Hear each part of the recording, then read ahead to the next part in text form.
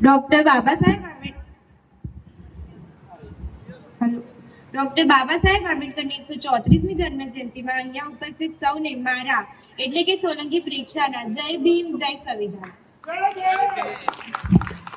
આપણે સૌ ડોક્ટર બાબા સાહેબ આંબેડકરના જીવન સંઘર્ષથી તો પરિચિત છીએ, પરંતુ તેમના ધર્મપત્ની માતા રમાબાઈને ભૂલી જવાય છે।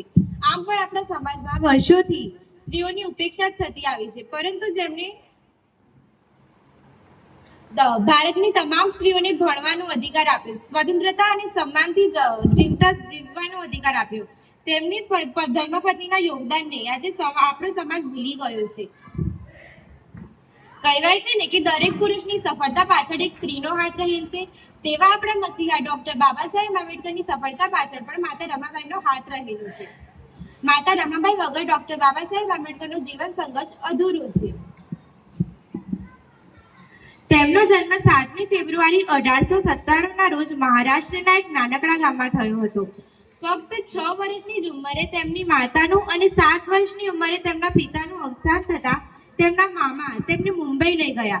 તમે વિચાર તો કરો કે માત્ર 6-7 વર્ષની ઉંમરે માતા પિતા વગર જીવવું કેટલું અઘરું હોય। આપણે કલ્પનામાં પણ કંપારી જઈએ, જ્યારે રમાબાઈએ તો અનુભવ કર્યો। આમ ખૂબ જ નાની ઉંમરથી તેમને પોતાની જવાબદારીઓનું ભાન થઈ ગયું હતું અને તેમને તે નિભાવી પણ ખરા। તે સમયે ભારતના તમામ સમાજમાં બાળ લગ્નો થઈ જતા હતા, તેમાં બાબા સાહેબના લગ્ન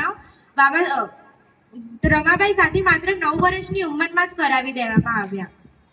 હવે ખરી પરીક્ષા તો સાસરીમાં થવાની હતી કે જ્યારે પોતાના પિયરમાં દરિયા જેટલું દુઃખ સહન કરીને આવ્યા બાદ પણ સાસરીમાં મહાસાગરથી પણ ઊંડું દુઃખ સહન કરવાનું આવશે તેવું રમાબાઈને કલ્પના કરવાની કદાચ ખબર પણ નહીં પડતી હોય, ત્યારે જ બાબા સાહેબે લગ્નના પહેલા દિવસે કહી દીધું કે રામુ, મારે હજી ભણવાનું છે, તેથી ઘરની તમામ જવાબદારી તારે શિરે રહેશે।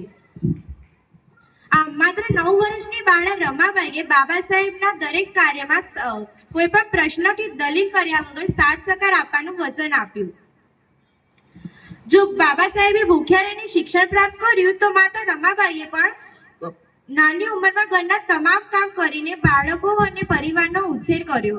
જો બાબા સાહેબે ઘરથી દૂર રહીને શિક્ષણ પ્રાપ્ત કર્યું, તો માતા રમાબાઈએ પણ પતિની ગેરહાજરીમાં એકાંત જીવન જીવીને પરિવારને સહારો આપ્યો। અરે એટલું જ નહીં, જ્યારે બાબા સાહેબ ભણીને આવ્યા ત્યારે તેમને સારામાં સારી નોકરી અને પૈસા મળે તેવું હતું, પરંતુ તેમને ક્યારેય બાબા સાહેબને પરિવાર સાથે મોજ શોખથી રહેવા